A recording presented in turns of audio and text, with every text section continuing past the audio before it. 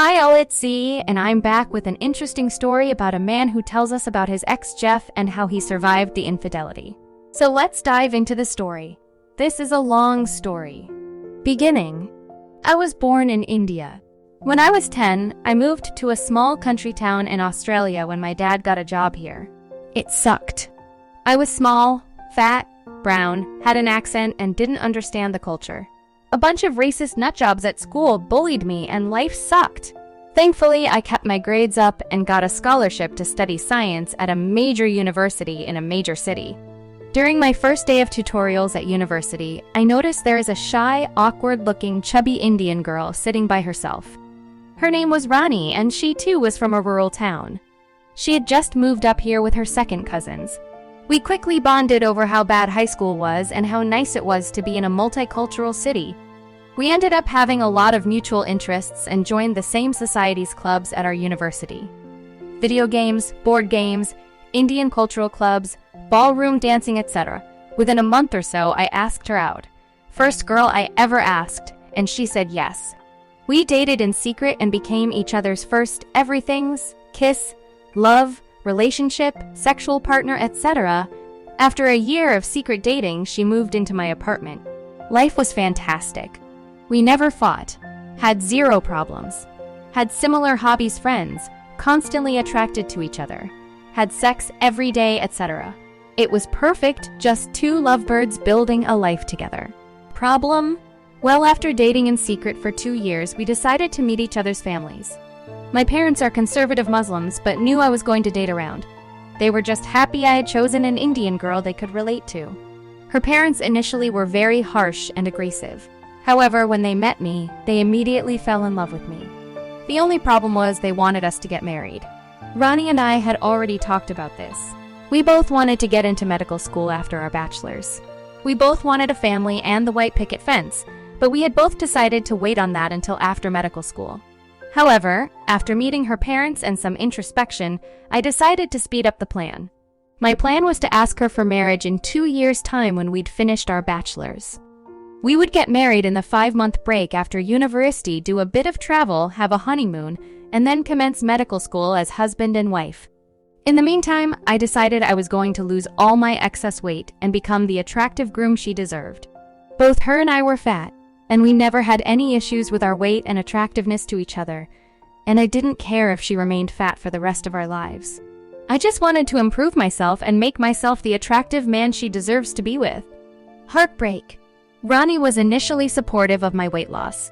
She liked the new me and how much energy and confidence I now had. After 1 year, I had lost 30 kgs and hit my ideal body weight. I started lifting and was building muscle mass. Rani started getting more insecure in herself. I would reassure her that I had no issues with her weight, but we started getting into more fights. She was annoyed with how I'd always cook my meals, and I wouldn't eat out with her as much. I spent all this time at the gym, etc. I was too attractive for her, etc. I would reassure her all the time that this wasn't the case, but things kept getting worse. With 1 year to go, I let Rani's father in on the plan. I asked him for his consent to marry Rani on the proviso that we'd get married after graduation, so that we wouldn't have to worry about a wedding whilst trying for med school. He said yes and was absolutely excited. With 8 months to go, Rani started acting really cold and weird. I knew something was up. At first, I thought it was the stress of med school entrance exams and coursework, etc.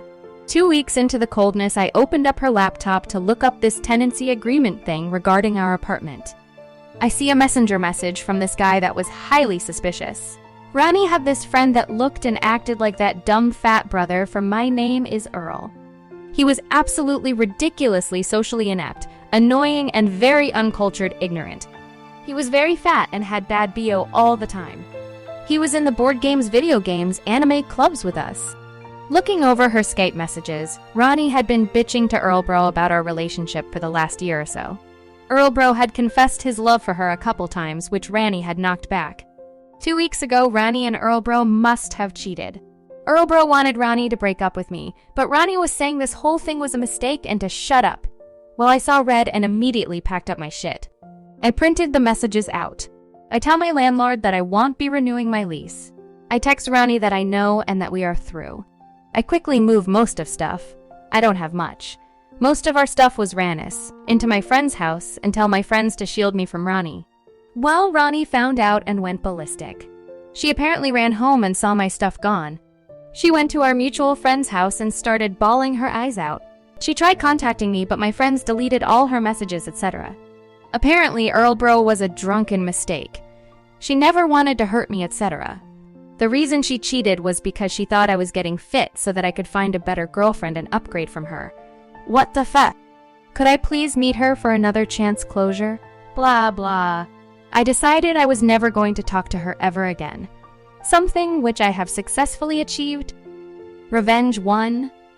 Ronnie's dad started blowing up my phone a day after dumping Rainey. He aggressively demanded an explanation on why I broke her heart. Her 2 older brothers also called and made threats, etc. I didn't reply to their voicemails. Instead, I sent a huge email out to both Ronnie and my parents. In the email, I wrote out a heartfelt message explaining how I'd envisioned Ronnie and I getting married, but she had cheated. I copied in the screenshots of her message, and that I apologized for causing a scene and diminishing our family status.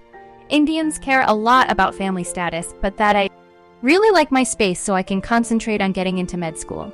Within 1 hour of sending the email out, Ronnie's dad phoned up. He was very apologetic. He said his girl was very sorry and it was a mistake. He said he would drive up and beg at my feet to take Rainey back and offered me money. What the F? I accepted his apology but said I don't want any further contact with her or her family and wished them all the best. A week later, Rainey's family drove down to our city. They took Ronnie back to their country town and pulled her out of her courses. She didn't graduate on time and couldn't apply for medical school. She returned 1 year later to complete her course, but she failed. She ended up living at home unemployed for a year before going into a retail job. She put on massive weight and now looks like a bloody globe. Word got out to the Indian community about her cheating and her family was ostracized. Ronnie is now massively depressed and her family has resented her for bringing down their status in the Indian community. Revenge 2? I went off to med school in another state. A bunch of Indian parents got in contact with me to tutor their kids. One girl I tutored, Amina, blew me away. She was studying science and wanted to get into medicine. She was gorgeous both inside and out. She had a beautiful smile and lit up the room. Most importantly, she had a beautiful soul. She was active in her community and volunteered a lot, not because it would help her get into med school, but because she actually cared. After tutoring her for a year, I knew I was in love with her. I asked her out, but she declined. She said she liked me too, but she is religious and only wants an arranged marriage as per Islamic law. Despite not dating her, I knew she was my dream girl, so I contacted my parents. My parents and her parents arranged our marriage on the proviso that we would be engaged for 2 years until both she and I graduate our respective programs. During this time, we started dating as fiancés. Weird, I know. Years back, Ronnie and I had made a bucket list of romantic activities we would do together as a couple. Amina found the list. I explained the situation to Amina, and she said she liked the list and wanted us to complete the activities with some modifications. We aimed to complete the list before our marriage. Amina took photos and scrapbooked all our memories as we completed them. Things like hiking a mountain, salsa dancing, Great Barrier Reef, Rome, Paris, etc. A couple months before our scheduled wedding, Amina published our scrapbook on Facebook. Somehow Ronnie found access to the scrapbook. She sent a scathing message to Amina saying she stole her idea. Amina messaged back a vicious message saying how terrible Ronnie is, how bad it must be to lose someone like me, and that the scrapbook was our idea together before we get married. Hearing that I was getting married must have pushed Rainey over the edge, and she threatened to take her life. She had to spend 3 weeks at a mental health ward. It was a massive scandal in our Indian community. This was 3 years ago. Revenge 3? I've been married to Amina for 2 years now and things have been perfect. She is now in med school and I'm a junior doctor. We're trying for a baby now. Last Sunday, my father called. One of my dad's friends from another city was trying to arrange a marriage for his son. Ronnie's parents had contacted him with a proposal. My dad's friend called up my dad to get an idea about Rainey before they introduced her to his son. My dad forwarded my initial email to this guy and then called up and told him Rainey's story of cheating, dropping out of university, depression, etc. Needless to say, that guy ran for the hills and canceled the arranged marriage. He was very thankful for my dad's advice and said he would warn the other Indian people in his state about her history. End note. So that's that. In the end, I didn't even have to talk to Ronnie these past years to get my revenge. All of it was delivered on a silver platter by karma. I have a beautiful wife, a job I enjoy, whilst all Ronnie got was misery and self-destruction. All this because I wanted to lose weight before I proposed to her. It's probably not pro-revenge, but I still get a kick out of it. And maybe some of you guys who are unlucky with love will find some peace joy reading this. Just passing the karma on.